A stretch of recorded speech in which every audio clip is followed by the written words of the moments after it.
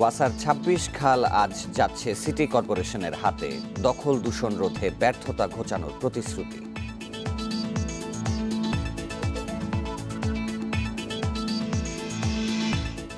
সারা দেশে বই উৎসবের উদ্বোধন আজ। করোনার কারণে এবার বিতরণ করা হবে ধাপে ধাপে ১২ দিন।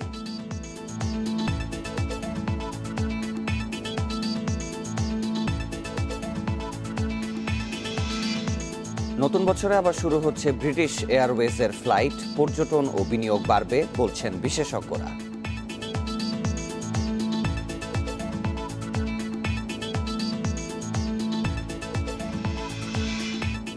ভারতের রপ্তানির ঘোষণায় দুশ্চিন্তায় পেঁয়াজ চাষিরা।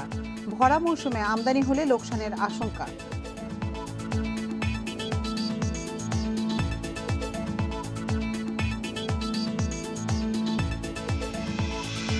এবং তিস্তার ভাঙন রোধে ১,৫০০ কোটি টাকা বরাদ্দ।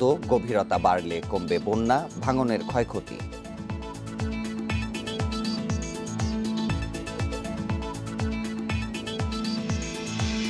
স্বাগত সকাল ৯টার বিরতিহীন ইন্ডিপেন্ডেন্ট সংবাদে। সাথে আছি শাফাত বিন ফরিদ। আমি আতিফা জুমান। শিরোনাম শুনছিলেন এতক্ষণ, চলে যাচ্ছি পুরো খবরে। আনুষ্ঠানিকভাবে ঢাকার ২ সিটি কর্পোরেশনকে রাজধানীর খাল রক্ষণাবেক্ষণের দায়িত্ব হস্তান্তর করা হচ্ছে। আজ সকালে হোটেল ইন্টারকন্টিনেন্টালে এ দায়িত্ব হস্তান্তর করবেন স্থানীয় সরকারমন্ত্রী তাজুল ইসলাম। তিনি জানিয়েছেন, নগরবাসীর সুবিধার কথা চিন্তা করেই ২ সিটিকে এই দায়িত্ব দেওয়া হচ্ছে। নিজেদের সক্ষমতা তৈরি হয়েছে জানিয়ে ২ মেয়র বলছেন, দখল দূষণ রোধে জোর দেবেন তারা। এবছর বর্ষা মৌসুমে নগর জুড়ে জলাবদ্ধতা সৃষ্টি হলে খালের বেহাল দশা দেখাতে স্থানীয় সরকার মন্ত্রী তাজুল ইসলামকে ঘটনাস্থলে নিয়ে যান ঢাকার ২ মেয়র আতিকুল ইসলাম ও শেখ ফজলেনুর তাপস। এ সময় ওয়াসাকে ব্যর্থ দাবি করে সংস্থার কাছে থাকা ২৬ খালের দায়িত্ব চান ২ মেয়র। এরপর খাল হস্তান্তরের যৌক্তিকতা যাচাই বাছাই গঠন করা হয় কমিটি। নভেম্বরে ২ সিটি কর্পোরেশনকে খাল হস্তান্তরের নীতিগত সিদ্ধান্ত গ্রহণ করা হয়। অবশেষে বৃহস্পতিবার আনুষ্ঠানিকভাবে খাল হস্তান্তর করা হচ্ছে ২ সিটিকে। স্থানীয় সরকার মন্ত্রী তাজুল ইসলাম জানিয়েছেন, যেহেতু সিটি কর্পোরেশন জনপ্রতিনিধি নিয়ে গঠিত, সেহেতু খাল রক্ষণাবেক্ষণে সংস্থাটি ভালো কাজ করতে পারবে। এগুলো নাকি উদ্ধার না করলে আমাদের ঢাকা শহরকে একটা সত্যিকার অর্থে সুস্থ বসবাসের উপযোগী শহরে রূপান্তরিত করা যাবে না। সেগুলোকে চিহ্নিত করে আমরা ব্যবস্থা ইতিমধ্যে নেওয়ার জন্য বলেছি। খাল রক্ষণাবেক্ষণে নিজেদের সক্ষমতা তৈরি হয়েছে বলে জানিয়েছেন ঢাকার ২ মেয়র। তারা বলছেন, খালের দায়িত্ব পেলে প্রথমে সীমানা নির্ধারণ করবেন, জলাবদ্ধতা নিরসনে ভূমিকা রাখতে পারবেন বলেও জানান ২ মেয়র। খালের ২ পার নির্ধারণ করার পরপরই আমরা আমাদের ম্যাজিস্ট্রেটের মাধ্যমে খালের পারগুলোকে আমি ক্লিয়ার করব আগে। তারপরেই হলো আমাদের খালের নাব্যতা ক্লিয়ার করার জন্য। বাট অবশ্যই এটা চ্যালেঞ্জ তো থাকবেই, কিন্তু চ্যালেঞ্জ কাউকে না কাউকে নিতে তো হবেই চ্যালেঞ্জ। যেগুলো যদি আমাদের রক্ষণাবেক্ষণে দেওয়া হয়, আমরা সেটা সংরক্ষণ করব, আমরা রক্ষণাবেক্ষণ করব এবং আমরা সেখানে একটা নান্দনিক পরিবেশ সৃষ্টি করব। এবং মূল কাজ হবে যে পানি নিষ্কাশনের যে জায়গাটা একদম মুক্ত রাখা। আমরা আশাবাদী যে এটা যদি আমরা নিশ্চিত করতে পারি, তাহলে ঢাকা শহরের জলাবদ্ধতার একটি বড় অংশ আমরা সুরাহা করতে পারব। সিটি কর্পোরেশনের কাছে খাল গেলে দখল দূষণ ঠেকানো সম্ভব বলেও মনে করেন ঢাকার ২ mayor. Adilur Rahman, Independent News, Dhaka. এ বিষয়ে আরো জানাতে রাজধানীর মুগদা মান্ডা খালের সামনে থেকে যোগ দিচ্ছেন সহকর্মী বনি ইবনে কামাল। বনি, খালগুলো সিটি কর্পোরেশনের কাছে হস্তান্তর হলে কি পরিবর্তন আসবে, আর এ বিষয়ে সংশ্লিষ্টরা কি বলছেন? দেখুন, খালগুলো যে ২৬টি খাল রয়েছে, দীর্ঘদিন ধরে এগুলোর আসলে যে পর্যাপ্ত ধরনের রক্ষণাবেক্ষণ কিন্তু নেই, যার ফলে কিন্তু আমরা দেখতে পাচ্ছি যে রাজধানীর প্রায় যে কয়েকটি খাল এখন পর্যন্ত কাগজে কলমে আছে, সবগুলোর অবস্থা কিন্তু বেহাল।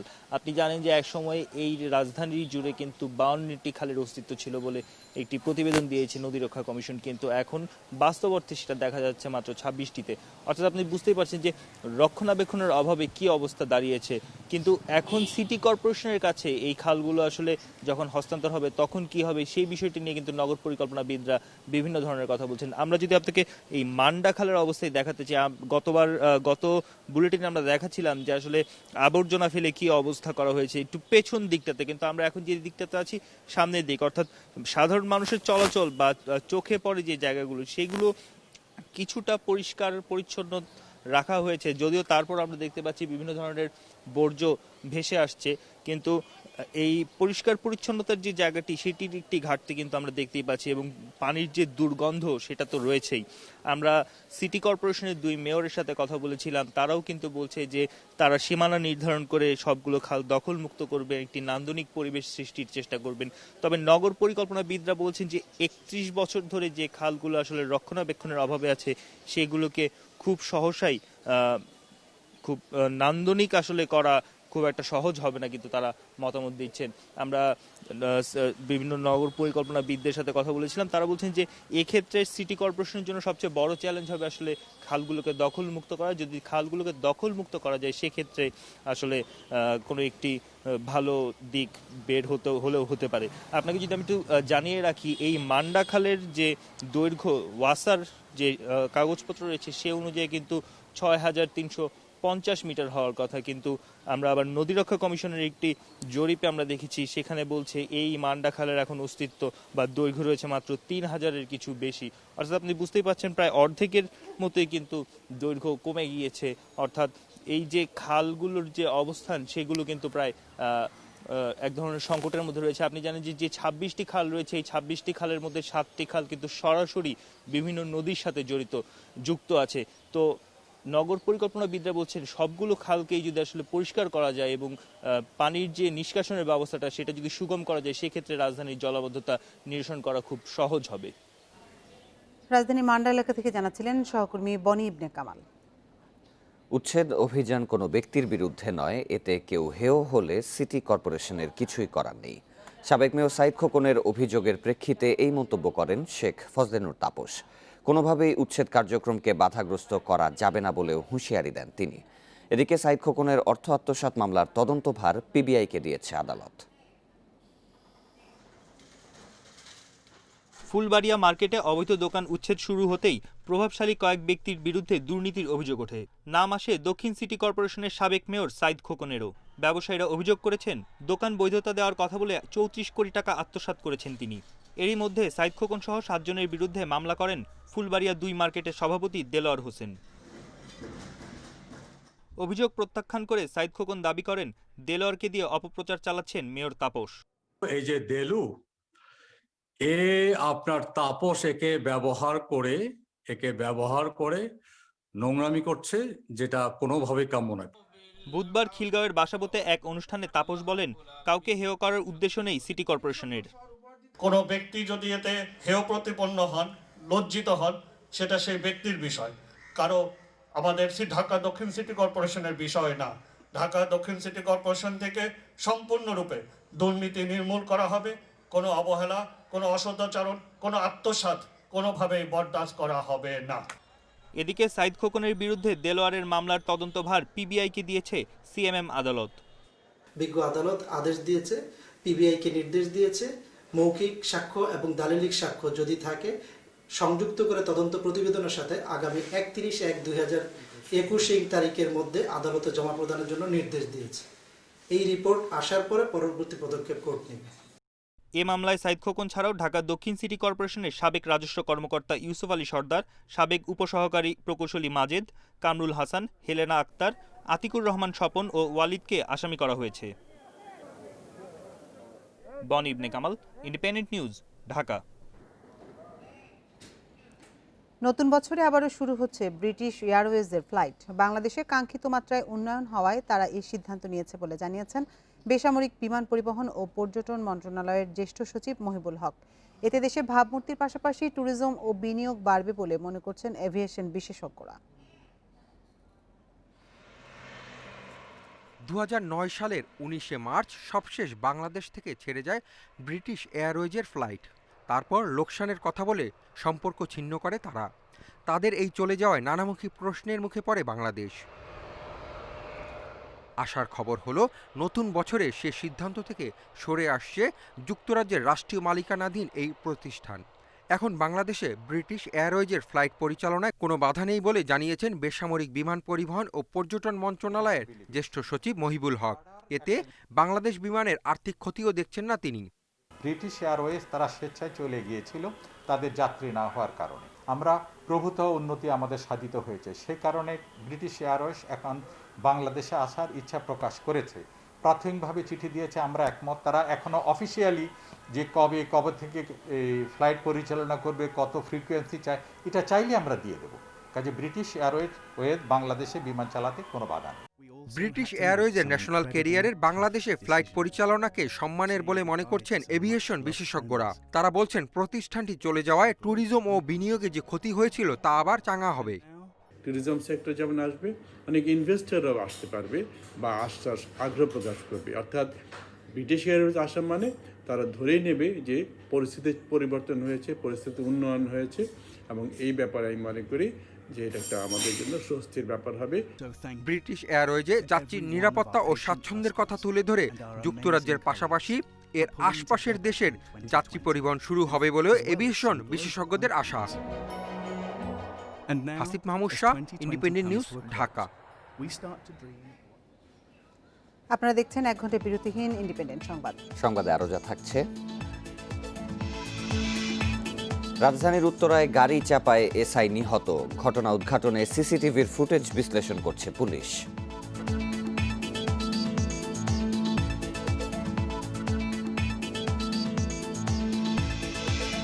আয়কর রিটার্ন জমার শেষ সময় আজই আইন অমান্যকারীদের দেয়া হবে কারণ দর্শানোর নোটিশ।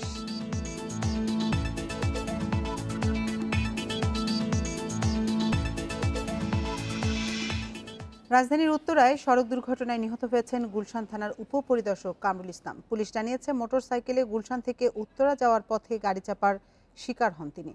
এতে ঘটনাস্থলেই মৃত্যু হয় তার। 3 বছরের রাইসা জানে না তার জীবন থেকে সরে গেছে বাবার ছায়া। বৃহস্পতিবার মধ্যরাতে এসআই কামরুল ইসলামের মরদেহ ঢাকা মেডিকেলে আনা হলে স্বজনদের কান্নায় ভারী হয়ে ওঠে পরিবেশ। পুলিশ জানায়, দাপ্তরিক কাজে মোটরসাইকেলে উত্তরার দিকে যাচ্ছিলেন এসআই কামরুল ইসলাম। বুধবার রাত 10:30টার দিকে দ্রুতগামী একটি গাড়ি চাপা দিলে ঘটনাস্থলে তার মৃত্যু হয়। দুর্ঘটনার কারণ উদ্ঘাটনে ঘটনাস্থলের আশেপাশের সিসিটিভি ফুটেজ বিশ্লেষণ করা হচ্ছে। কী কারণে তার মৃত্যু হয়েছে, দুর্ঘটনার কারণ কি, এবং দুর্ঘটনায় যারা জড়িত ছিলেন তাদের খুঁজে বের করার জন্য সর্বোচ্চ আমরা চেষ্টা করব। ইতিমধ্যে অনেকগুলো ক্যামেরা আমরা বিশ্লেষণ করেছি। আসলে ঠিক সরাসরি ওই ধরনের আমরা ফুটেজ পাইনি, তবে কিছু কিছু ফুটেজ আমরা পেয়েছি। আমরা ওগুলো এখন বিশ্লেষণ করে দেখছি। এসআই কামরুল ইসলাম গুলশান থানা শাহজাদপুর বিটের ইনচার্জ ছিলেন। তার গ্রামের বাড়ি সিরাজগঞ্জে। গুলশানের কালাচাঁদপুরে স্ত্রী আর একমাত্র কন্যা শিশুকে নিয়ে বসবাস করতেন তিনি। Khaled Raihan, independent News, Dhaka. বই উৎসবের উদ্বোধন হচ্ছে আজ। বঙ্গবন্ধু আন্তর্জাতিক সম্মেলন কেন্দ্রে এই উৎসবের আয়োজন করা হয়েছে। প্রতি বছর গণভবনের শিক্ষার্থীদের হাতে নতুন বই তুলে দিয়ে বই উৎসবের উদ্বোধন করলেও এবার করোনার কারণে ভার্চুয়ালি উদ্বোধন করবেন প্রধানমন্ত্রী শেখ হাসিনা। করোনার কারণে এবার বছরের প্রথম দিন স্কুলে স্কুলে বই উৎসব না করে পর্যায়ক্রমে 1 থেকে 12 জানুয়ারি পর্যন্ত শিক্ষার্থীদের হাতে বই পৌঁছে দেবে সরকার। প্রতিটি শ্রেণীর বই বিতরণের জন্য 3 দিন করে সময় নির্ধারণ করা হয়েছে। প্রাথমিক ও মাধ্যমিক স্তরের শিক্ষার্থীদের এবার 35 কোটি বই বিনামূল্যে বিতরণ করা হবে। মুজিববর্ষ উপলক্ষে এবার বইয়ের প্রচ্ছদে নতুনত্ব আনা হয়েছে। পাঠ্যপুস্তকের পেছনের মলাটে বঙ্গবন্ধু, স্বাধীনতা, মহান মুক্তিযুদ্ধ, ভাষা আন্দোলন সহ বর্তমান সরকারের নানা উন্নয়নমূলক কর্মকাণ্ডের বিভিন্ন স্থির চিত্র, ক্যাপশন সহ সংযোজন করা হয়েছে। এবার 9196 জন দৃষ্টি প্রতিবন্ধীর জন্য ব্রেইল পদ্ধতির বই বিতরণ করা হবে।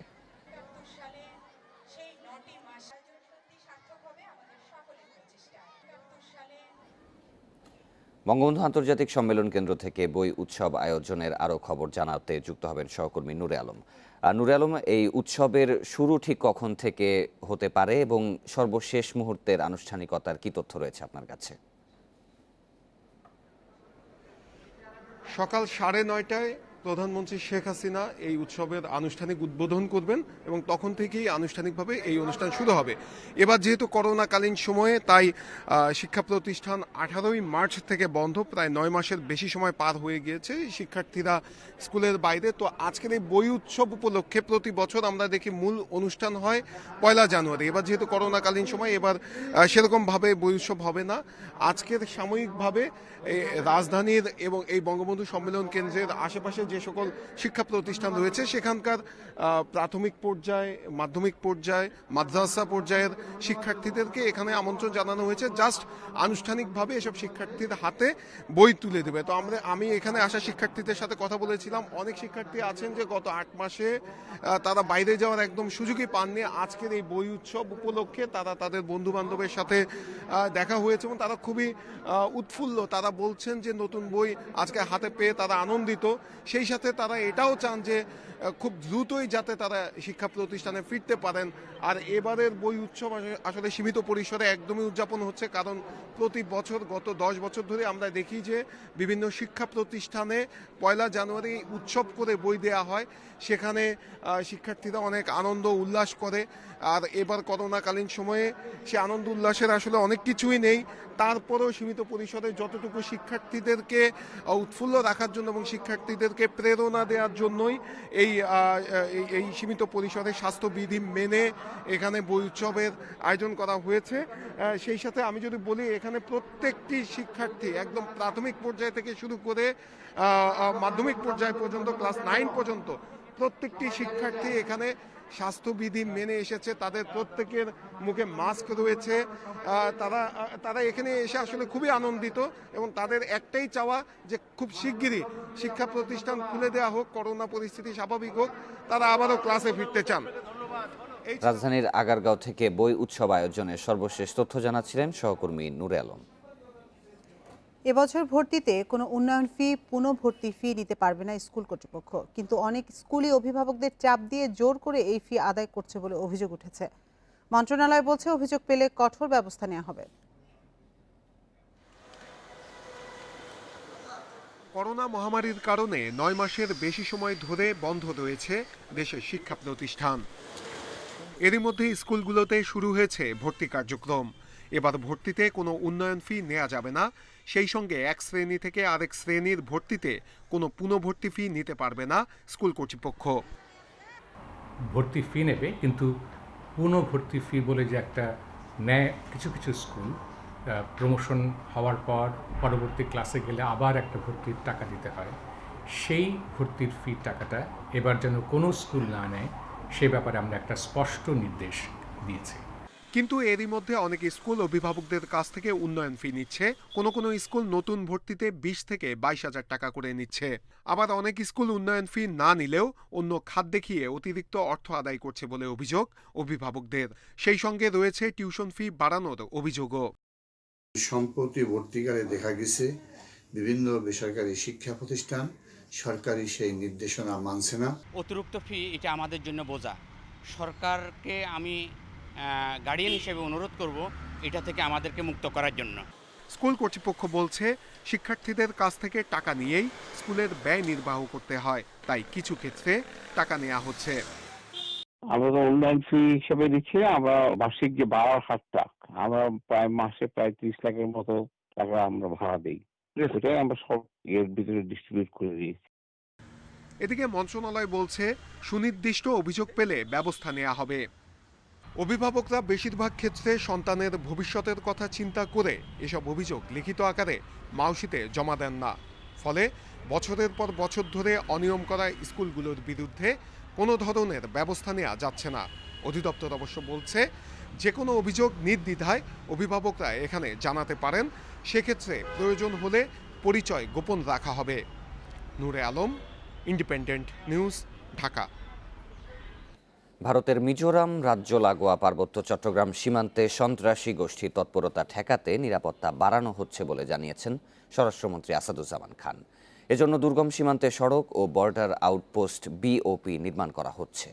রাজধানীর পিলখানায় বিজেপি সদর দপ্তরে পদক প্রদান অনুষ্ঠান শেষে তিনি এসব কথা বলেন। এ সময় বিজিবি মহাপরিচালক জানান, এ এলাকায় সন্ত্রাসী আস্তানায় অভিযান চালানোর আশ্বাস দিয়েছে BSF।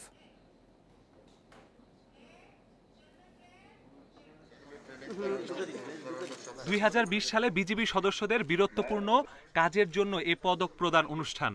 4টি ক্যাটাগরি বিজিবি পদক সেবা, রাষ্ট্রপতি পদক, রাষ্ট্রপতি বিজিবি পদক সেবায় 59 জনকে পদক পরিয়ে দেন স্বরাষ্ট্রমন্ত্রী। অনুষ্ঠান শেষে সাংবাদিকদের মুখোমুখি হন স্বরাষ্ট্রমন্ত্রী ও বিজিবি মহাপরিচালক। সামনে আসে সম্প্রতি শেষ হওয়া বিজিবি বিএসএফ মহাপরিচালক সম্মেলনের অন্যতম আলোচ্য বিষয় মিজোরামে থাকা পার্বত্য চট্টগ্রামের সশস্ত্র আঞ্চলিক সন্ত্রাসী গোষ্ঠীর ঘাঁটি থাকার বিষয়টি। স্বরাষ্ট্রমন্ত্রী বলেন, সীমান্তে সন্ত্রাসী গ্রুপ আছে, তাদের ধাওয়া দিলে দুর্গম এলাকা দিয়ে ভারত পালিয়ে যায়। এজন্য দুর্গম সীমান্তে সড়ক ও বিওপির সংখ্যা বাড়ানো হচ্ছে। চোরাচালানি বলেন কিংবা সন্ত্রাসী কিংবা মানে তাদের দেশের বিচ্ছিন্নতাবাদী যেটাই হোক, আমরা কাউকে এখানে আমাদের দেশে স্থান দেই না। আমরা বিদেশ থেকেও সেই রকমই, আমরা বাইরের আমাদের প্রতিবেশী থেকেও আমরা সেই ধরনের সহযোগিতা আশা করি এবং পেয়ে আসছি। বিজিবি মহাপরিচালক বলেন, পার্বত্য চট্টগ্রামের সশস্ত্র সন্ত্রাসী বাহিনীর সদস্যরা ভারতের মিজোরাম সীমান্তে ঘাঁটি গেড়েছে। ভারতীয় সীমান্তরক্ষী বাহিনীকে এ বিষয়ে জানানো হয়েছে। তবে বিএসএফ এর দেয়া বাংলাদেশে অবস্থান নেওয়া সন্ত্রাসীদের কোনো আস্তানার সন্ধান মেলেনি এখনো। অন্য দেশে থেকে এসে বাংলাদেশে থেকে কোনো সন্ত্রাসী গ্রুপ অপারেশন করতে পারবে, তো সেই বিষয়টা আমরা তাদেরকে আবার আশ্বস্ত করেছে এবং বলেছে যে আগে তোমরা যে লিস্টগুলো দিয়েছো সেখানে আমরা অভিযান পরিচালনা করেছি এবং পরিচালনা করে সেখানে আমরা এরকম কোনো ক্যাম্পের অস্তিত্ব আমরা পাই নাই। যদিও বিএসএফ আগে জানিয়েছিল বিজিবির দেয়া তালিকা অনুযায়ী ভারতে কোনো আস্তানা পাওয়াই যায়নি। Masudur Rahman, Independent News, Dhaka. ভাসানচরে রোহিঙ্গা স্থানান্তর অব্যাহত থাকবে। আগামী বছর আরও কয়েক হাজার রোহিঙ্গাকে কক্সবাজার থেকে সেখানে নেওয়া হবে বলে জানান পররাষ্ট্র সচিব মাসুদ বিন মোমেন। এ নিয়ে আন্তর্জাতিক মহলে গুজব না ছড়িয়ে প্রকৃত তথ্য দেওয়ার আহ্বান জানিয়েছেন তিনি। রোহিঙ্গা প্রত্যাবাসন নিয়ে জানুয়ারিতে ত্রিদেশীয় বৈঠক হতে পারে বলেও জানান সচিব। কক্সবাজার থেকে দ্বিতীয় দফা 1804 জন রোহিঙ্গাকে মঙ্গলবার নেওয়া হয়েছে নোয়াখালীর ভাসানচরে। 4 ডিসেম্বর সেখানে পাঠানো হয় 1642 রোহিঙ্গাকে। বাংলাদেশ সরকার বলছে, প্রথম দলের অভিজ্ঞতার ভিত্তিতে এখন রোহিঙ্গাদের ভাসানচরে যাওয়ার আগ্রহ বেড়েছে। পররাষ্ট্র সচিব জানান, নিরাপত্তার স্বার্থেই কক্সবাজার থেকে অস্থায়ীভাবে তাদের সরানো হচ্ছে। তারা দেখতে চায় যে এরা যারা গেল তারা কিরকম আছে, বা তারা একটা মিশনও পাঠাইবে অদূর ভবিষ্যতে, যে এদের সাথে ইন্টারাকশন করে বা তারা সেখানে আরও কি কোনো সমস্যা আছে কিনা বা কেমন আছে, এইরকম একটা লোকাল একটা মিশন পাঠাবে। সচিবের আক্ষেপ, রোহিঙ্গারা আন্তরিক হলেও কক্সবাজার আশ্রয় শিবিরে গুজব ছড়াচ্ছে একটি মহল। কয়েকটি আন্তর্জাতিক সংস্থার আস্থার ঘাটতি থাকাকেও দুঃখজনক বলে মন্তব্য করেন তিনি। বলেন, চাইলে সরকারের বিধি মেনে ভাসানচরেও তাদের কার্যক্রম চালাতে পারে। মিসপারসেপশন আছে, তৈরি হচ্ছে, এবং তাদের অনেকের যেই কমেন্টস বা তাদের যে পজিশন বা স্টেটমেন্ট সেটা নেহায়তি আপত্তিকরও বটে। সেই ব্যাপারে আমরা তাদের সাথে ইন্ডিভিজুয়ালি তাদের সাথে আমরা সেগুলো রেসপন্স করব বা করে যাচ্ছি। সচিব জানান, স্থানান্তরের প্রভাবে প্রত্যাবাসন প্রক্রিয়া যেন ঝুলে না যায় সে বিষয়েও সতর্ক রয়েছে সরকার। বলেন, এ নিয়ে মিয়ানমারের পাশাপাশি অন্যান্য দেশ ও সহযোগী সংস্থার সঙ্গে আলোচনা চলছে। ত্রিদেশীয় যেটা, সেটা চাইনিজদেরকে সাথে নিয়ে ইলেকশনের পর থেকে এটা আরও প্রক্রিয়াটা জোরদার হচ্ছে। এখন কথাবার্তা চলছে, তো এই বছর তো শেষ হয়েই গেল, তা আমরা আশা করব যে সামনের বছরে বা সামনের মাসেই আমরা একদম পুরো রেডি আছি। চাইনিজরাও আগ্রহী। এখন মিয়ানমারের গ্রিন সিগন্যাল পেলে আমরা আলাপ আলোচনা ফর্মালি শুরু করতে পারি। ভাসানচরে পর্যায়ক্রমে 1 লাখ রোহিঙ্গাকে সরিয়ে নেওয়ার লক্ষ্য ঠিক করা হয়েছে। নাফিজাতুল্লাহ, ইন্ডিপেন্ডেন্ট নিউজ, ঢাকা। ভারত পেঁয়াজ রপ্তানি স্থগিত করলে গত বছর অস্থির হয়ে ওঠে পেঁয়াজের বাজার। প্রতি কেজির দাম বেড়ে দাঁড়ায় 260 টাকা পর্যন্ত। সে সময় দেশি পেঁয়াজের ভালো দাম পেয়েছেন কৃষক। এবার আরও বেশি জমিতে আবাদ করেছেন পেঁয়াজের। ফসলটি ঘরে তোলার আগ মুহূর্তে আমদানির সিদ্ধান্তে হতাশ কৃষকরা বলছেন, এরপর পেঁয়াজ আবাদে আগ্রহ হারাবেন তারা। রাজশাহীর পবা উপজেলার হাট রামচন্দ্রপুরের কৃষক কুদ্দুস আলী গত বছর 1 বিঘা জমিতে পেঁয়াজ আবাদ করে ভালো দাম পেয়েছিলেন। এবার করেছেন 2 বিঘা। তবে পেঁয়াজ ওঠার আগে আমদানির সিদ্ধান্তে ক্ষুব্ধ তিনি। সরকার বাইরে থেকে পেঁয়াজ আমদানি করে, তাহলে পেঁয়াজের দাম তো এমনি তো দেশি পেঁয়াজের দাম একটু কম হবে। পাইকারি ব্যবসায়ী ও আড়তদাররা বলছেন, পেঁয়াজ আমদানি শুরু হলে কৃষকের পাশাপাশি আর্থিক ক্ষতিতে পড়বেন তারাও। প্রচুর আমদানি হবে, দাম মনে করেন কি 20 টাকার নিচে নেমে চলে, আর যদি এলসি ঢুকে ধরেন কি 15 টাকাও চলে আসতে পারে। গত বছরের চেয়ে এবার রাজশাহী অঞ্চলে 2000 হেক্টর বেশি জমিতে পেঁয়াজের আবাদ হয়েছে। দেশে উৎপাদিত পেঁয়াজের 13 ভাগ হয় রাজবাড়ীতে। গেলবার বাম্পার ফলন ও ভালো দাম পাওয়ায় এবারও বেড়েছে আবাদ। এরই মধ্যে আগাম মুড়ি কাটা পেঁয়াজ এসেছে বাজারে। ফেব্রুয়ারির শুরুতে আসবে মূল পেঁয়াজ। এই ফসলের আবাদ বাড়াতে হলে এ সময় আমদানি না করার পরামর্শ কৃষি কর্মকর্তাদের। মাঠে যখন পেঁয়াজ উত্তোলন শুরু হয় ওই সময় অন্ততপক্ষে 2-3 মাস যাতে বাহির থেকে পেঁয়াজটা আমদানি না করা হয়। যদি পেঁয়াজটা বাহির থেকে ওই সময় আমদানি না হয় তাহলেই চাষিরা মোটামুটি একটা মূল্য পাবে। আমদানির খবরে দাম কমে পাবনার বাজারে প্রতি কেজি পেঁয়াজ বিক্রি হচ্ছে 30 থেকে 35 টাকায়। ভারতের পেঁয়াজ আসলে দাম আরও কমে যাবে। এতে উৎপাদন খরচ তোলা নিয়ে চিন্তায় কৃষকরা।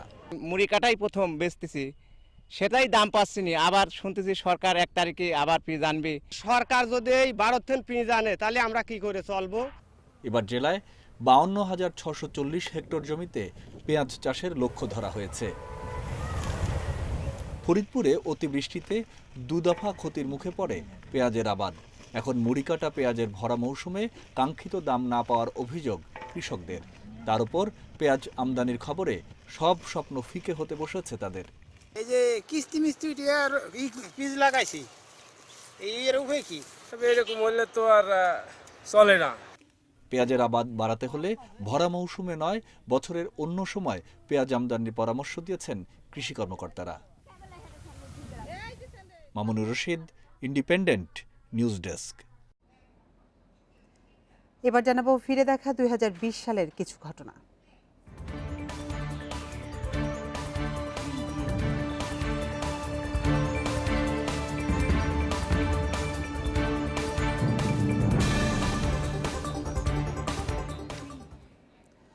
কালের গহ্বরে স্মৃতি থেকে অনেক কিছু হারিয়ে গেলেও 2020 সালকে মনে রাখবে বিশ্ববাসী, বা বলা যায় মনে রাখতে বাধ্য হবে। অচেনা বছরে তারা দেখেছে করোনা মহামারীর ভয়াবহতা। লকডাউনে পুরো বিশ্বের মতো থমকে যায় বাংলাদেশও। জীবন না জীবিকা কোনটা প্রাধান্য পাবে তা ঠিক করতে সাধারণ মানুষের পাশাপাশি হিমশিম খেয়েছে নীতি নির্ধারকেরাও। তবে এর মধ্যেও সক্রিয় ছিল রাজনীতি। ডিজিটাল পদ্ধতিতে পালিত হয়েছে মুজিববর্ষের আনুষ্ঠানিকতা। শুরুতে থমকে গেলেও বছর শেষে গতি পেয়েছে মেগা প্রকল্প। ব্যস্ত শহর হঠাৎ শুনশান, ঘরবন্দি জীবন, জরুরি প্রয়োজনে বাইরে বেরোনো মানুষের চোখে মুখে আতঙ্ক। হরতাল অবরোধেও এমন ঢাকা কখনো দেখা যায়নি। এ এক অচেনা নগর। আমরা এতদিন যে কথাটা বলেছি আজকে আর তা বলতে পারছি না। 3 জন রোগীকে শনাক্ত করেছি। 8 মার্চ দেশে প্রথম করোনা ভাইরাস সংক্রমণের কথা জানায় আইইডিসিআর। এর 10 দিন পর 18 মার্চ ঘটে প্রথম প্রাণহানি। 11 মার্চ কোভিড-19কে বিশ্ব মহামারী ঘোষণা করে বিশ্ব স্বাস্থ্য সংস্থা। শুরু হয় দেশে দেশে লকডাউন।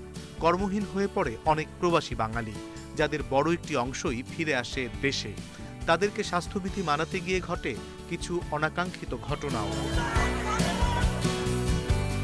ঝুঁকি এড়াতে মার্চের শেষে লকডাউন করতে বাধ্য হয় বাংলাদেশও, যদিও সরকারিভাবে নাম দেয়া হয় সাধারণ ছুটি।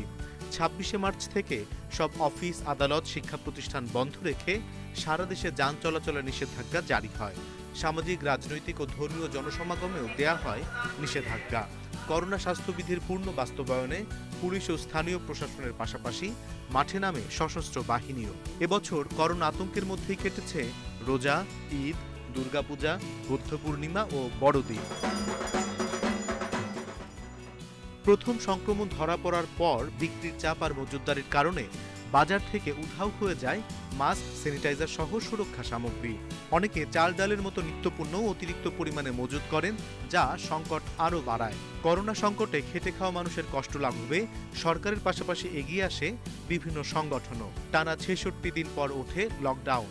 31 মে থেকে অফিস খোলার পরপরই গণপরিবহন চলাচলের অনুমতি দেয় সরকার। শুরু হয় ফ্লাইট চলাচল। আগস্ট থেকে খুলতে থাকে বিনোদন কেন্দ্র। বাংলাদেশে করোনার ছোবলে প্রায় 7,500 মানুষ মারা গেলেও বাঁচানো গেছে প্রায় 5 লাখ প্রাণ।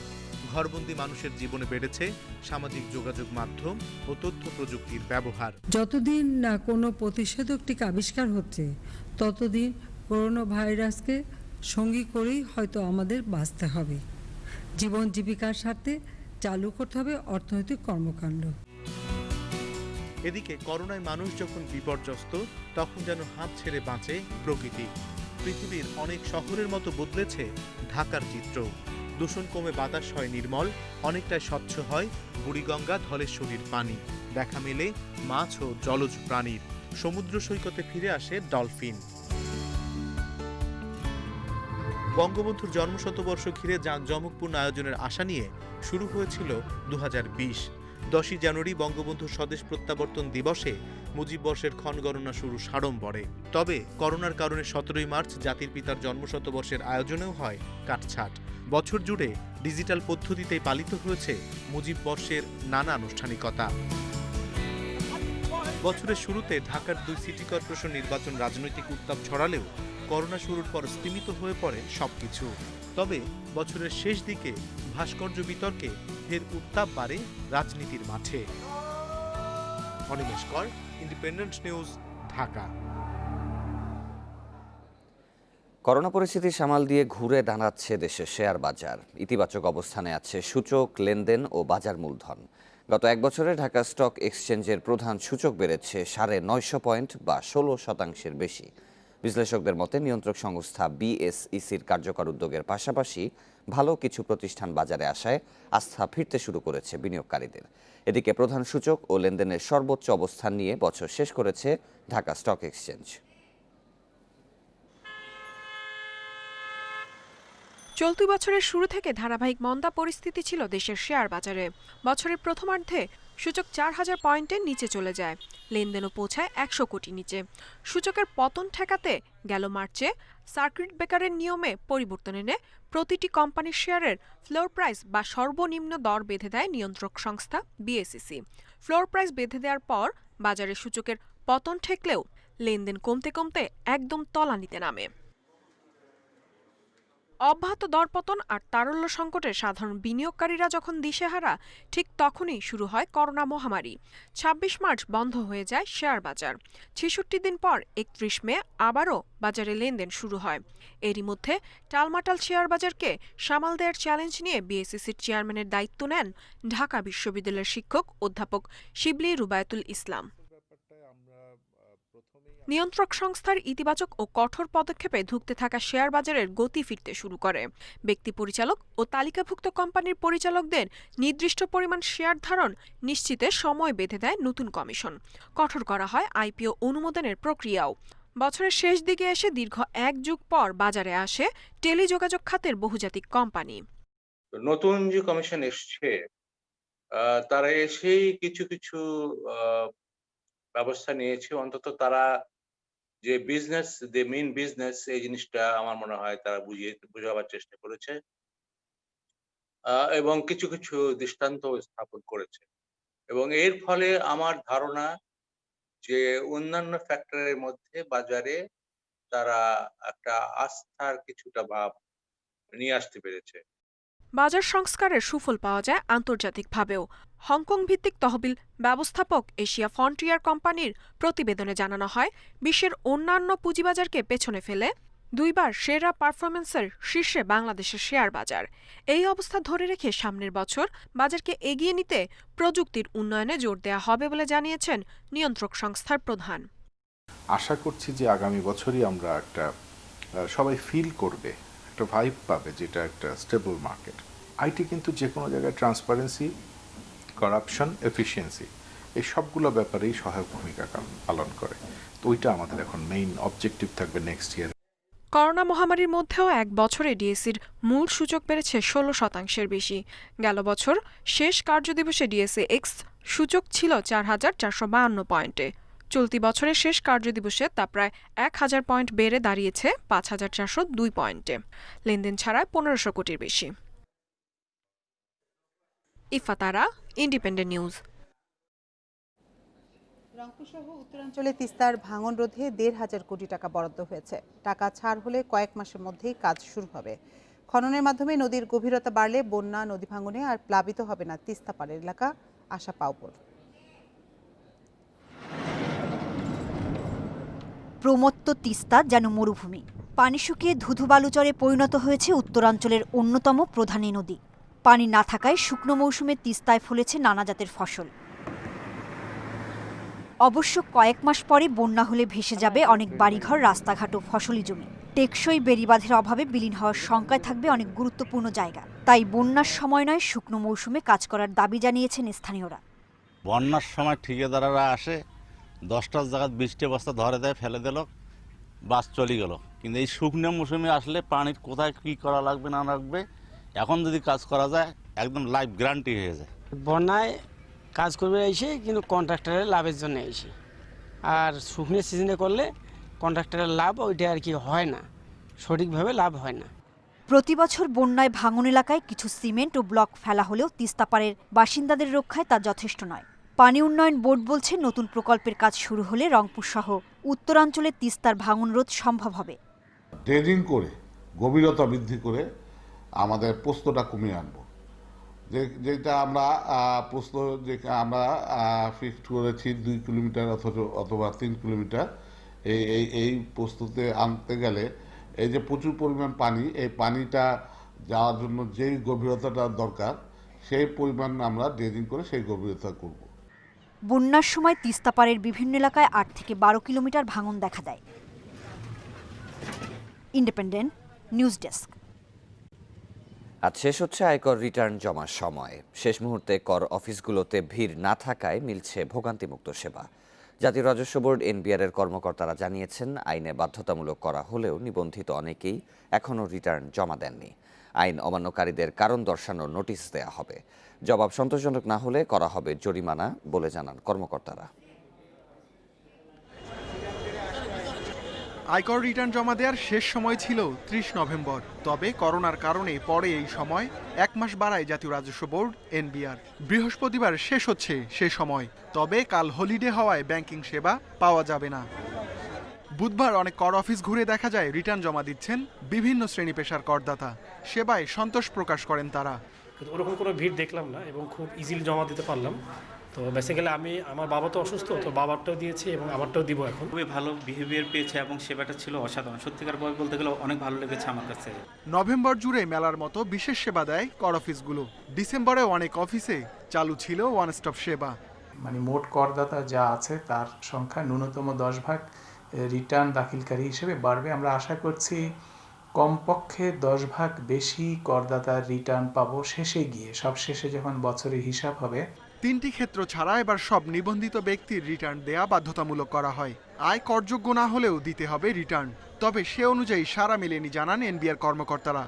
গত বছরের চেয়ে কিন্তু আমাদের রিটার্ন দাখিলের সংখ্যা বেড়েছে এবং আয়কর প্রদানের যে পরিমাণ সেটাও বেড়েছে। বলতে পারেন সেটা কি আপনাদের আশানুরূপ হয়েছে কিনা। আমরা বলবো, আমি ব্যক্তিগতভাবে বলবো যে আমরা আশানুরূপ মনে করছি না। কর্মকর্তারা জানান, রিটার্ন না দেওয়া ব্যক্তিদের কারণ দর্শানোর নোটিশ দেয়া হবে। করযোগ্য আয় থাকা সত্ত্বেও যারা রিটার্ন দেননি তাদের জরিমানার আওতায় আনা হবে। তবে যারা সময়ের আবেদন করেছেন তাদের সময় দেয়া হবে। আইনানুগভাবে রিটার্ন চাওয়ার নির্ধারিত নোটিশ আছে, সেটা যাবে। তারপরে প্রক্রিয়ার মধ্য দিয়ে আস্তে আস্তে রিটার্ন আসবে। না আসলে যে ব্যবস্থাগুলো আইনে আছে সেগুলো ডেপুটি কমিশনাররা গ্রহণ করবেন। যাদের আয় খুবই কম, রিটার্ন আয় করযোগ্য হবে না, তাদেরকে শুধু জরিমানা করব সেটা কিন্তু আমাদের উদ্দেশ্য নয়। আমরা যাদের আয় রিটার্ন দিলে করযোগ্য হতো তাদেরকে তো অবশ্যই আমরা জরিমানা আওতায় আনব। এনবিআর এর হিসাবে দেশে নিবন্ধিত করদাতা 50 লাখের বেশি। নভেম্বর পর্যন্ত রিটার্ন জমা দেন মাত্র 17 লাখ। Ruhul Amin, independent News, Dhaka. অবশেষে ঢাকায় মসলিন জিওগ্রাফিক ইন্ডিকেটর জিআই পণ্যের স্বীকৃতি পেল। আন্তর্জাতিক মেধাস্বত্ব বিষয়ক সংস্থা ইন্টারন্যাশনাল প্রপার্টি রাইটস অর্গানাইজেশনের নিয়ম মেনে দেশে বোনা মসলিনকে বাংলাদেশের ভৌগোলিক নির্দেশক পণ্য হিসেবে ঘোষণা দেওয়া হয়েছে। গত 6 বছর রাজশাহী বিশ্ববিদ্যালয়ে উদ্ভিদবিদ্যা বিভাগের অধ্যাপক মঞ্জুর হোসেন ও তুলা উন্নয়ন বোর্ডের কর্মকর্তা মসলিন নিয়ে কাজ করছিলেন। বুধবার মসলিন বাংলাদেশি জিও পণ্য হিসেবে স্বীকৃতি পায়। এতে করে মসলিনের উৎপত্তি, বুনন পদ্ধতি ও সুতা যে সম্পূর্ণ বাংলাদেশের তা এখন আন্তর্জাতিকভাবে স্বীকৃত। এর ফলে সারা বিশ্বে মসলিন নামে আর কেউ কোনো পণ্য তৈরি করতে পারবেন না। অধ্যাপক মঞ্জুর বলেন, মসলিন ফিরিয়ে আনতে প্রধানমন্ত্রী নির্দেশিত প্রকল্পটি নিয়ে 6 বছর ধরে কাজ করছেন তারা। এজন্য বেশ কিছু দেশি জাতের তুলা নিয়ে গবেষণা করে তা থেকে সূক্ষ্ম সুতা উৎপাদন করে মসলিন তৈরি করা হয়। এ কাজের দক্ষতা বাড়াতে দেয়া হয় প্রশিক্ষণও।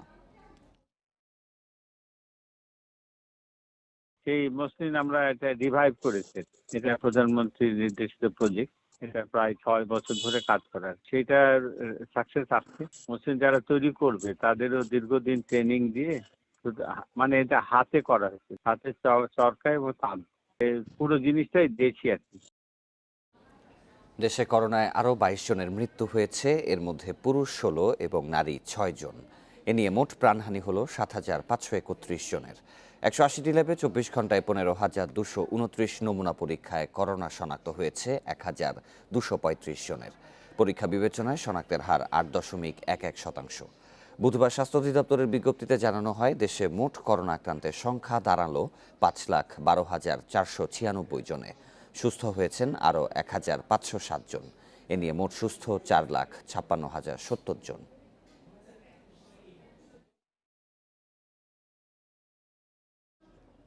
গত 24 ঘন্টায় বিশ্বে 14,000 মানুষের প্রাণ কেড়েছে করোনা ভাইরাস। নতুন করে সংক্রমণ শনাক্ত হয়েছে 7 লাখ মানুষের। এ নিয়ে বিশ্বজুড়ে করোনায় মোট মৃত্যু 18,10,000 ছাড়ালো। মোট আক্রান্ত 8,30,00,000 লাখের বেশি।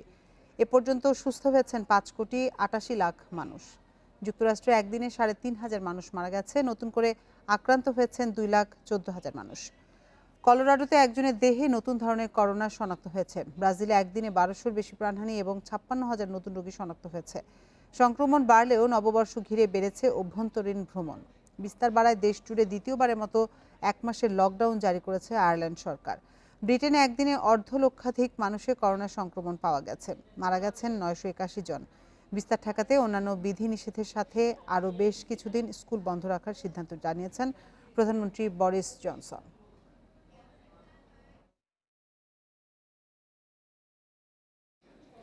ইয়েমেনে আদেন বিমানবন্দরে রকেট হামলায় অন্তত 22 জন নিহত হয়েছেন। আহত হয়েছেন অর্ধশতাধিক বলে জানিয়েছে বার্তা সংস্থা এপি। সৌদি আরব থেকে নতুন সরকারকে বহনকারী উড়োজাহাজ বিমানবন্দরে নামার পরপরই বুধবার এই হামলা চালানো হয়। তবে এতে অক্ষত আছেন প্রধানমন্ত্রী মঈন আব্দুল মালিক ও নতুন মন্ত্রিসভার সদস্যরা। তাদের উদ্ধার করে প্রেসিডেন্সিয়াল প্যালেসে সরিয়ে নেওয়া হয়েছে। প্রত্যক্ষদর্শীরা জানান, মন্ত্রিসভার সদস্যরা বিমান থেকে নামার সময় 2টি বিস্ফোরণের শব্দ পাওয়া গেছে। এ হামলার জন্য হুতি বিদ্রোহীদের দায়ী করেছেন দেশটির তথ্যমন্ত্রী মোয়াম্মের আল ইরিয়ানি। একে কাপুরুষোচিত সন্ত্রাসী হামলা বলে আখ্যা দেন তিনি। 18 ডিসেম্বর দক্ষিণাঞ্চলীয় বিদ্রোহীদের সঙ্গে সমঝোতার ভিত্তিতে গঠন করা হয়েছে ইয়েমেনের নতুন সরকার। সম্প্রতি সৌদি আরবের রাজধানী রিয়াদে গিয়ে শপথ নেন এই সরকারের 24 মন্ত্রী। সেখানে তাদের শপথ পড়ান ইয়েমেনি প্রেসিডেন্ট আব্দ রাব্বু মনসুর হাদি।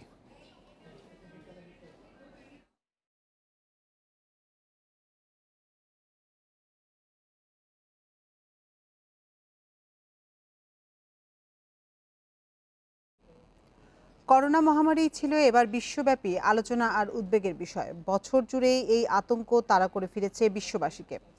তবে স্বস্তির খবর হলো, বছর শেষে এই মহামারীর টিকা বাজারে আসতে শুরু করেছে।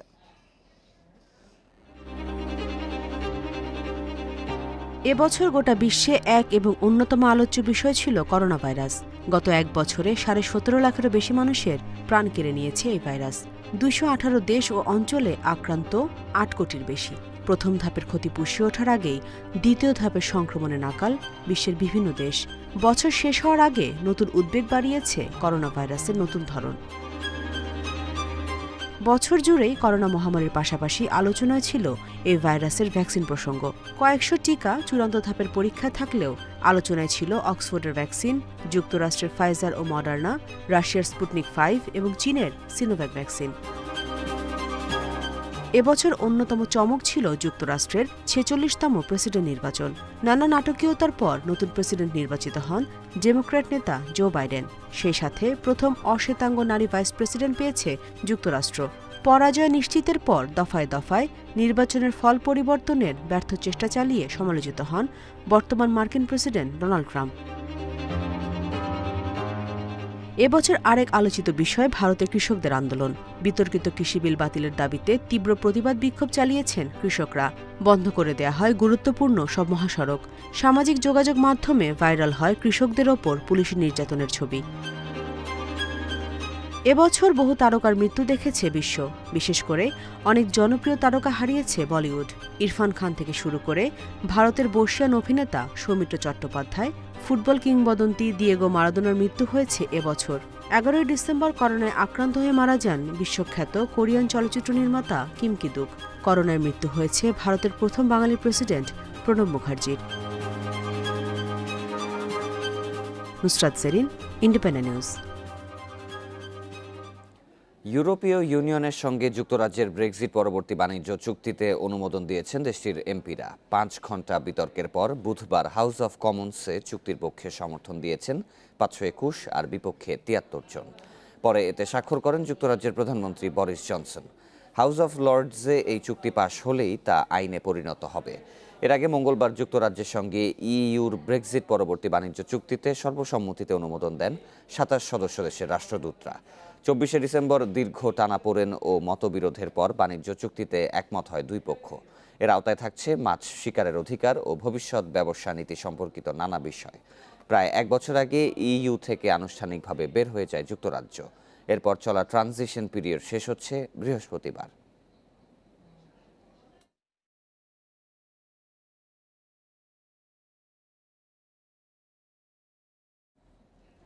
লা লিগায় হোঁচট খেয়েছে চ্যাম্পিয়ন রিয়াল মাদ্রিদ। এলচের মাঠে 1-1 গোলে ড্র করেছে লস ব্লাঙ্কোস। আরেক ম্যাচে লুইস সুয়ারেজের একমাত্র গোলে গেতাফেকে হারিয়ে শীর্ষস্থান মজবুত করেছে অ্যাটলেটিকো।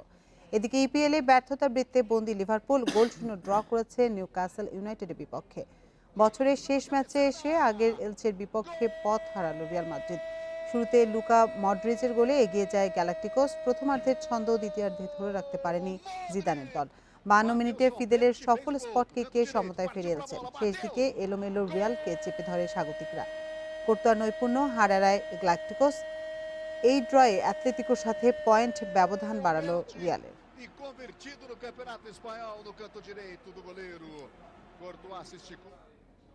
নতুন বছরে আন্তর্জাতিক প্রত্যাবর্তনে পূর্ণ শক্তির ওয়েস্ট ইন্ডিজের সাথে লড়াই দেখার প্রত্যাশা ছিল, কিন্তু বাংলাদেশ সফরের জন্য 10 তারকাকে বাইরে রেখে স্কোয়াড দিয়ে হতাশ করেছে উইন্ডিজ ক্রিকেট বোর্ড। তবে নির্ভর থাকলে দ্বিতীয় সারির দলও হতে পারে বিপদের কারণ, বলছেন সাবেকরা। প্রতিপক্ষকে হালকাভাবে না নিয়ে নিজস্ব শক্তি আর অভিজ্ঞতা কাজে লাগানোর পরামর্শ দিয়েছেন তারা। বাণিজ্যিকীকরণের চাপে সারল্য হারাচ্ছে পুরো বিশ্ব। ক্রিকেটই বা বাইরে থাকে কিভাবে? ফ্র্যাঞ্চাইজি আসরের আধিপত্যে আন্তর্জাতিক ক্রিকেটের পিছু হটা নতুন কোনো গল্প নয়। সেই আহ্বানে আন্তর্জাতিক ক্রিকেটকে না বলে দেবার উদাহরণও ভুরি ভুরি। পরিস্থিতি আরও কঠিন করে দিয়েছে মহামারী পরিস্থিতি। সুরক্ষা বলয়ের টানা খেলার ক্লান্তি, ব্যক্তিগত ব্যস্ততা, বিদেশের মাটিতে স্বাস্থ্য ঝুঁকি, সব মিলিয়ে বিভিন্ন কারণ দেখিয়ে বাংলাদেশ সফর থেকে সরে গেছেন হোল্ডার ব্রাভো, হেটমায়ার, হোপরা। দ্বিতীয় সারির দল পাঠিয়ে বাংলাদেশ সফরের দায় এড়াচ্ছে ক্যারিবীয় দ্বীপপুঞ্জ। প্রায় একই ধরনের ঝুঁকি সামলে এর আগে ইংল্যান্ড, নিউজিল্যান্ড সফর করলেও বাংলাদেশের বেলায় ভিন্ন অবস্থান উইন্ডিজের। সেদিকে মন না দিয়ে ক্রিকেটাররা যেন মাঠেই মন রাখে, বলছেন সাবেকরা। কনসেপ্ট এমন হয়ে গেছে যে ধরেন আইপিএল যদি পিসিএল, বিপিএল এরকম 5টা ইভেন্ট খেলে, তো 5টা ইভেন্টে সে যদি অনেক ভালো একটা অ্যামাউন্ট পেয়ে থাকে, তো আমি 1 মাসে কেন এই অল্প সময় জেলখানার মধ্যে কেন থাকলে? আসলে হয়তো প্রতিদ্বন্দ্বিতা হয়তো আর একটু ভালো হতো, কারণ স্পটলাইটটা তাদের উপর থাকতো বেশি। বাট এখন যাদের পরিবর্তনে এসছে তারা ভালো করলে আলটিমেটলি তখন কিন্তু তাদের নিজস্ব জায়গাটা পোক্ত করতে পারবে ওয়েস্ট ইন্ডিজ দল। সেরা দল পাঠাতে কার্পণ্য উইন্ডিজের। মাঠে নামার আগেই জিতে যাওয়ার মনোভাব কারো কারো। প্রত্যাবর্তনের মুহূর্তে সতর্ক থাকার তাগিদ সাবেকদের। অনুভূস্ততার চ্যালেঞ্জ সামলাতে পরামর্শ, অভিজ্ঞতা, শক্তি কাজে লাগানোর। কোনো দলকেই কোনো নামের বিচারে দ্বিতীয় সারি বল দেওয়া যাবে না। যদি তাই হতো তাহলে আমরা নিশ্চয়ই আফগানিস্তানের সাথে আমরা কখনোই টেস্ট ম্যাচ হারতাম না। যেহেতু সিরিজ বাংলাদেশে হোমে হবে, তারা কোন টিম আসবে সেটা তাদের ব্যাপার। বাট আমি মনে করি ক্রিকেটের সাথে সবসময় পাঠানো উচিত যে বেস্ট টিমটাকে। তারা হয়তো যেহেতু অ্যাভেলেবল না প্লেয়ার, তারা চেষ্টা করছে তাদের বেস্ট প্লেয়ার যারা ব্যাকআপ প্লেয়ার সেই প্লেয়ারগুলোকে পাঠানোর জন্য। বাট এটা আমার মনে হয় বিসিবির কোনো ব্যর্থতা আমি দেখি না। ঘরোয়া আসরে তরুণদের আবির্ভাব আত্মবিশ্বাস যোগাচ্ছে, কিন্তু সেই জন্যে এখনই তাড়াহুড়ো নয়। 2 আসরের অভিজ্ঞতা কাজে লাগিয়ে তৈরি করতে হবে অতিথিবধের কৌশল। জহিরুল ইসলাম, ইন্ডিপেন্ডেন্ট নিউজ, ঢাকা। অগ্রাধিকার ভিত্তিতে করোনা ভ্যাকসিন পাবে জাতীয় দলের ফুটবলাররা, জানিয়েছেন কাজী সালাউদ্দিন। পাশাপাশি সাফের সভাপতি হিসেবে তার আশা অনলাইন সভায় যোগ না দিলেও সামনের সাফ চ্যাম্পিয়নশিপে অংশ নেবে পাকিস্তান। নতুন বছরের চ্যালেঞ্জ সামলাতে সবাইকে নিয়ে একসাথে কাজ করতে চান তিনি। 2020 সালের বেশিরভাগ সময়ই মাঠে ছিল না ফুটবল। বছরের শেষ ভাগে ঘরোয়া মৌসুম শুরুর আগে ইন্টারন্যাশনাল সার্কিটে পা রাখে বেঙ্গল টাইগার্স।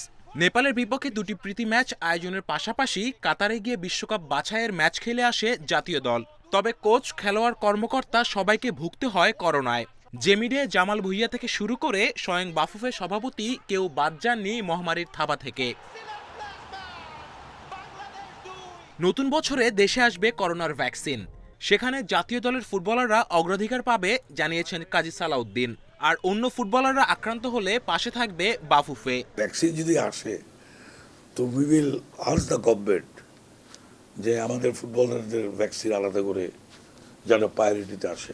দেখা যাক কি করা যায়, বাট আমার মনে হয় পাবো আমরা। 2021-এর 24 থেকে 25 সেপ্টেম্বর ঢাকায় বসবে বঙ্গবন্ধু সাফ চ্যাম্পিয়নশিপ।